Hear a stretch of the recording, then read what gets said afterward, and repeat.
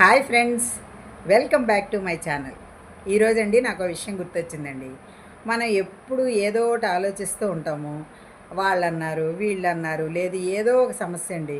అంటే ప్రతి వాళ్ళకి సమస్యలు ఉంటాయండి. అంత చెట్టుకి అంత గాలి అంటారు కదా. అలా ప్రతి వాళ్ళకి ఉంటాయి. చిన్నవాళ్ళకి చిన్న సమస్యలు, పెద్దవాళ్ళకి పెద్ద సమస్యలు. అయినా కూడా మనం ఏదో ఒకటి పట్టుకుని దాన్ని పట్టేసుకుని పీకేసుకుని లాగేసుకుంటూ ఉంటాం కదా. అసలంటండి పెద్దవాళ్ళు చెప్పేవాళ్ళండి, మనం పొద్దున్నే లేవంగానే ఎప్పుడు పాజిటివ్గా ఆలోచించాలి అని. పాజిటివ్ అంటే పొద్దున్న లేవంగానే ఫస్ట్ మనం ఇలా రెండు అరచేతులు ఇలా అనుకుని ఇలా చూసుకోమనేవారండి. కరాగ్రే వసతే లక్ష్మి, కరమధ్యే సరస్వతి, అలా అనమాట.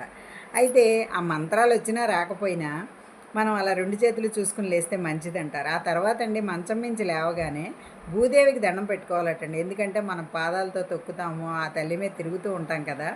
అందుకని భూదేవిని ముట్టుకుని నమస్కారం చేసుకుని ఈరోజంతా హాయిగా ఉండాలి, అంటే హ్యాపీగా గడవాలి, అందరితో మంచిగా ఉండాలి, అందరూ బాగుండాలి అని కోరుకోవాలటండి. పెద్దవాళ్ళు చెప్పిన మాటలండి. కానీ మనం ఏం చేస్తాం ఒక్కోసారి, అంటే ఇప్పుడు స్కూల్కి వెళ్ళే పిల్లలు ఉన్నారండి. సపోజు నేనే అనుకోండి, నా చిన్నప్పుడు నేను స్కూల్కి వెళ్ళేటప్పుడు అమ్మ లేపింది అనుకోండి, అబ్బా లేవాలా ఇంత పొద్దున్నే, అమ్మ ఒక 5 నిమిషాలమ్మా, అమ్మ 5 నిమిషాలమ్మా లేస్తానమ్మా అనేదాన్ని. అలాగే అండి మా పిల్లలు ఇప్పుడు అదే బాణి పాటిస్తున్నారు. అలా అనమాట. అంటే స్కూల్కి వెళ్ళాలనో లేకపోతే ఏదో ఉందనో ఏ పనైనా సరేనండి, ఫస్ట్ మనం లేవటమే చికాగ్గా లేచామనుకోండి, ఆ రోజంతా చికాగ్గానే ఉంటుంది. అలాగేనండి మనం ఎవరైనా ఏదైనా అన్నారనుకోండి, దాన్ని కూడా ఓ పీకేసి పాకేసుకుంటూ ఉంటాం మనం.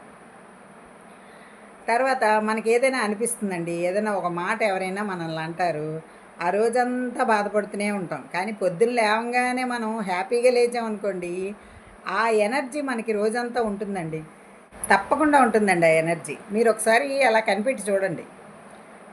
పాజిటివ్గా లేచినప్పుడు మనకి పాజిటివ్గానే అనిపిస్తుంది, రోజంతా కూడా హ్యాపీగా అనిపిస్తుందండి. ఎందుకండి నేను మా అమ్మగారి ఊరు వెళ్తానండి, వైజాగ్. సంవత్సరానికి ఒకసారే వెళ్తాను. వెళ్తే అండి అక్కడంతా కూడా హ్యాపీగా గడిపేసి వచ్చేస్తాను నేను. మొన్న కూడా నా వీడియోస్లో మీరు చూసే ఉంటారు. ఫ్రెండ్స్ని అంటే ఇప్పుడు కలిసాను కానండి, లేతే అండి మా అన్నయ్య వాళ్ళ ఇంటికి వెళ్తే హ్యాపీగా అటు ఇటు తిరిగేస్తూ ఉంటాను, నాతో పాటు వాళ్ళు వస్తూ ఉంటారు. హ్యాపీగా గడిపేస్తే ఆ ఎనర్జీ నాకు 1 ఇయర్ వరకు నాకు ఆ హ్యాపీనెస్ కొంచెం మనసులో ఉంటుందండి. ఏ బాధపడినా కూడా అవి తలుచుకున్నాను అనుకోండి, ఈ హ్యాపీగా గడిపిన రోజులు నాకు ఎంతగా హాయిగా అనిపిస్తుంది అనమాట. అలాగా మనం ఒకవేళ సపోజ్ ఎవరిని ఏదో అన్నారనుకోండి, వెంటనే మనం ఏం చేస్తాం, ఆ టైంకి మనం ఎవరికి అనిపిస్తే వాళ్ళతో పంచేసుకుంటాం. అలా కూడా పంచుకోకూడదండి. ఆ కొద్ది నిమిషాలు మనం కాస్త మనసుని కంట్రోల్లో పెట్టుకుని భగవన్నామ స్మరణలోనో, లేదు ఏదైనా ఒక మంత్రం ఓం నమ శివాయ అనుకుంటూ కూర్చున్నా కూడా కాసేపటికి ఆ బాధ తగ్గుతుందండి. చూడండి, గాయం ఇవాళ అయిందనుకోండి, మనకి ఏదైనా ఏ చెయ్యి కాలడం, ఏ స్టవ్ దగ్గర, లేదు ఏదైనా దెబ్బ తగిలిందనుకోండి, ఎన్నాళ్ళు ఉండిపోతుందండి, కాలక్రమేణా అదే తగ్గిపోతుంది. అలాగే కొంతమంది మనుషులు మనల్ని వదిలి వెళ్ళిపోతారు. సపోజ్ మా అమ్మగారు, మా నాన్నగారు, ఎన్నాళ్ళు తలుచుకుంటామండి, ఇప్పటికీ తలుచుకుంటా నేను. కానీ ఆ బాధ అయితే కొంచెం కొంచెం కొంచెం తగ్గుకుంటూ వస్తుందండి. ఆ రోజు ఉన్న బాధ తర్వాత తర్వాత తగ్గిపోతుంది. అలాగే మనకి సమస్య వచ్చినప్పుడు కూడా కొంచెం ఆలోచించాలండి. ఎవరితో పడితే వాళ్ళతో చెప్పకూడదు. కొంతమందికి చెప్తే అండి వాళ్ళకి కడుపు నొప్పి అండి. ఏదైనా విన్నారనుకోండి, అది వెంటనే ఇంకోళ్ళకి చెప్పేయాలి. అమ్మమ్మ ఆవిడొచ్చి నాకు చెప్పింది ఈ విషయం, ఇంకోళ్ళకి చెప్పేయాలి. అలాంటి వాళ్ళతో మనం పంచుకున్నాం అనుకోండి, బాధ రెట్టింపు అవుతుంది. ఎందుకంటే వాళ్ళు ఇంకొకరితో చెప్తారు. ఎవరితో మనం చెప్పకూడదో, ఎవరి వల్ల బాధపడ్డామో వాళ్ళకే అందిస్తారండి అవి. చాలామందికి ఇలాంటి అనుభవాలు ఎదురయ్యే ఉంటాయి. అందుకే నేనేం చెప్తానంటేనండి, ప్రతి విషయాన్ని ప్రతి ఒక్కరితో షేర్ చేసుకోకుండా భగవంతుడితో చెప్పుకుంటే, మన ఇష్టదైవం అండి ఎవరైతే ఆయన ఫోటో దగ్గరికో విగ్రహం దగ్గరికో వెళ్ళి చెప్పుకుంటే ఆ బాధ తీరుతుందండి. నేను కూడా అండి ఎవరిదాకా ఎందుకు, నేనే చెప్పేసుకుంటూ ఉంటాను. గబగబా ఆ టైంకి ఎవరికి కనిపిస్తే వాళ్ళతో షేర్ చేసేసుకోవాలి, అది నా మనసు అస్సలు ఆగదనమాట. అంత బాధగా ఉంటుంది నాకు. ఏదైనా జరిగిందనుకోండి, అంత పీకేసుకుంటూ ఉంటానన్నమాట. కానీ అది కరెక్ట్ కాదండి. ఎందుకంటే కొన్ని అనుభవాల తర్వాత నేను మీకు చెప్తున్నాను. అది కరెక్ట్ కాదండి. పంచుకోవడం కరెక్ట్ కాదు. దాని గురించి పదే పదే బాధపడడం కూడా కరెక్ట్ కాదండి. ఎందుకంటే ఎవరైనా మనం ఏదైనా అన్నప్పుడు దాని గురించి ఆలోచిస్తే మనలో నెగిటివిటీ ఎక్కువైపోతుందండి. దానివల్ల టెన్షన్ వస్తుంది, బీపీ వస్తుంది, ఈ మధ్య షుగర్ కూడా టెన్షన్ వల్ల వస్తుంది అంటున్నారు. అవన్నీ మనం ఎందుకండి తెచ్చుకోవడం, ఎవరో చేసిన దానికి. ఒక మహానుభావుడు అంటూ ఉంటాడండి ఎప్పుడు, నాకు తెలిసిన వ్యక్తి, ఏమనంటే ఎవరో చేసిన దాన్ని నువ్వు అనిపిస్తావేంటి అని. అది కూడా కరెక్టేనండి. ఎందుకంటే ఎవరో చేసిన దానికి మనం ఎందుకు బాధపడాలి. అన్నవాళ్ళు బాగానే ఉంటారండి, వాళ్ళు అనేస్తారు, హ్యాపీగా దులుపుకుని వెళ్ళిపోతారు. కానీ దాన్ని పట్టుకుని మనం లాగేసుకొని పీకేసుకొని దాని గురించి 100 సార్లు ఆలోచించి ఆరోగ్యాలను కూడా పాడు చేసుకుంటున్నాం. అలాంటివి ఏవి పెట్టుకోకూడదండి. ఎవరైనా మన అన్నారన్నప్పుడు అది వాళ్ళకే వదిలేయాలి. ఎందుకంటే అది వాళ్ళ నైజం అండి. మనమేం మార్చలేం కదా! ఇప్పుడు వాళ్ళు పైకి అన్నారు కాబట్టి మనం తెలుసుకున్నామండి. వాళ్ళు మనసులో మన తిట్టుకుంటారు మన ఎదురుగానే. మనకు తెలుస్తుందా? తెలీదు కదా! అలా అనుకోవాలండి. కానీ అలా అనుకోవడం చాలా కష్టం. ఆ స్థాయికి రావాలంటే కూడా చాలా టైం పడుతుంది. కానీ మనం అలా చేయడమే కరెక్ట్. ఎందుకంటే అండి ఎదుటి వాళ్ళ వల్ల బాధపడే విషయాలు చాలా జరుగుతాయి. కానీ ఆ బాధని మనకు ఆపాదించుకుని ఇంకా దాన్ని ఎక్కువ చేసుకుంటాం. ఎక్కువ ఆలోచించడం వల్ల. అది కరెక్ట్ కాదు అంటున్నాను నేను. ఆ టైంలో అండి ఏదో మనకు నచ్చిన పాటలో లేదు ఏ టీవీనో లేదు. ఇప్పుడు అన్నీ ఉన్నాయి కదండీ. ఫోన్‌లో కూడా రకరకాలు వస్తున్నాయి. యూట్యూబ్‌లో మంచి మంచి జోక్స్ వస్తాయండి. నేనైతే అండి మనసు కొంచెం చికాకుగా అనిపిస్తే ఈ మధ్య ఏమైనా కామెడీ సీన్స్ చూస్తున్నాను. మొన్న ఈ మధ్య అలాగే జల్సాలో పెట్టుకుని చూశానండి పవన్ కళ్యాణ్‌ది. అలా అనమాట. అంటే అదే పెట్టుకుని చూడమని చెప్పట్లా నేను. సడెన్‌గా యూట్యూబ్ ఆన్ చేస్తే అవి వచ్చినాయి అనమాట. ఇది బాగానే ఉందని చూసుకుంటే కాస్త రిలాక్స్‌గా అనిపించింది. అలా అండి. ఎందుకంటే ఎదుటి వాళ్ళ నెగటివిటీని మన మీద రుద్దుకోవడం, వాళ్ళేదో అన్నారని మనం పీకేసుకోవడం, బాధపడడం ఎందుకండి అనవసరం. పీకేసుకోవడం అంటే బాధపడ్డాన్ని నేను ఆ వర్డ్ ఉపయోగిస్తున్నాను. వేరుగా అనుకోబాకండి. ఎందుకంటే అండి అలా బాధపడడం వల్ల మనమే నష్టపోతాం. మనమే బాధపడతాం. మన హ్యాపీనెస్‌ని మనం ఎందుకు దూరం చేసుకోవాలండి ఒకళ్ళ వల్ల? అది వాళ్ళ ఇష్టం. ఇవాళ మనల్ని బాధ పెట్టారేమో, రేపు వాళ్ళు బాధపడతారేమో ఎవరికి తెలుసండి? ఈ మధ్య కర్మ సిద్ధాంతం ప్రకారం మనం ఎక్కడికో వెళ్ళి స్వర్గానికో, నరకానికో వెళ్ళి అనుభవించట్లా. ఇక్కడే అనుభవించేస్తున్నాం అన్నీ కూడా. కొన్ని కొన్ని మనకు తెలుస్తాయండి. ఆ రోజు మనం ఇలా బాధ పెట్టాము, ఈరోజు మనం అనుభవిస్తున్నామని.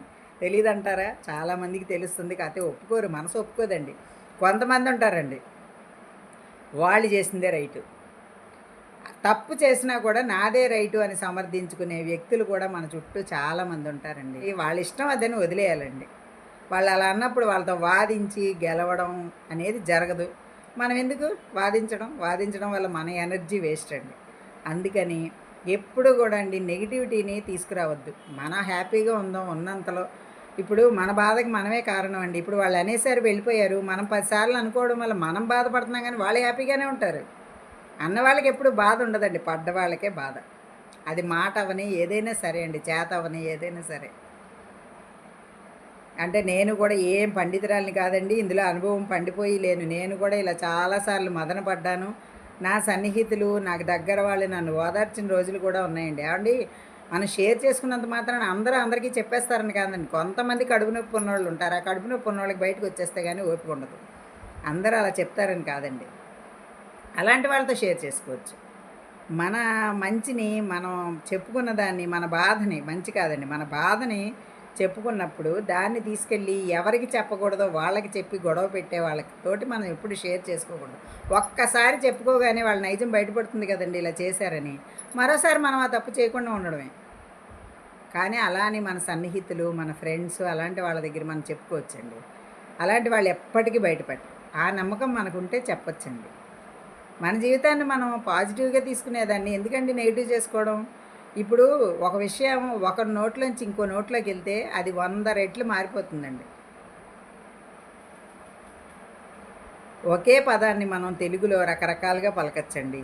ఒకే 2 అక్షరాలని మనం మీకు ఇదివరకు కూడా ఒకసారి చెప్పానేమో. ఎవరైనా ఇంటికి రాగానే చాలా సంతోషంగా రండి, రండి అనడానికినే రండి. వచ్చారా రండి అన్నదానికి చాలా తేడా ఉంటుందండి. మా పూర్వం మాట అనమాట ఇది. నేను ఒక చిన్న షార్ట్ వీడియోలో కూడా చేశానండి. పొయ్యి రాజినా తింటారు ఏంటి మొహం రాజినా తింటారని. పొయ్యి రాజినా తినడం అంటే వంట చేసి పెట్టడం అండి. వంట చేసి పెడితే చక్కగా సంతోషంగా తింటారు. అదే రాంగానే మొహం మార్చుకున్నాం అనుకోండి అప్పుడు తింటారు. కానీ మళ్ళీ ఇంకోసారి మన గుమ్మంలోకి రారు. సంతోషంగా ఆహ్వానిస్తే ఇంకోసారి వస్తారు. అది. అలా అండి ఎప్పుడు సంతోషాన్నే మనం ఎవరికైనా పంచగలగాలి. సంతోషంతోనే మనం జీవించగలగాలండి. ఎందుకంటే అన్నీ ఆనందపడే గడియలే ఉండవండి. కష్ట సుఖాలు వస్తూ ఉంటాయి, వెళ్ళిపోతుంటాయి. ఇవాళ ఉన్న కష్టం రేపు ఉండదు, ఇవాళ ఉన్న సుఖం రేపు ఉండదు.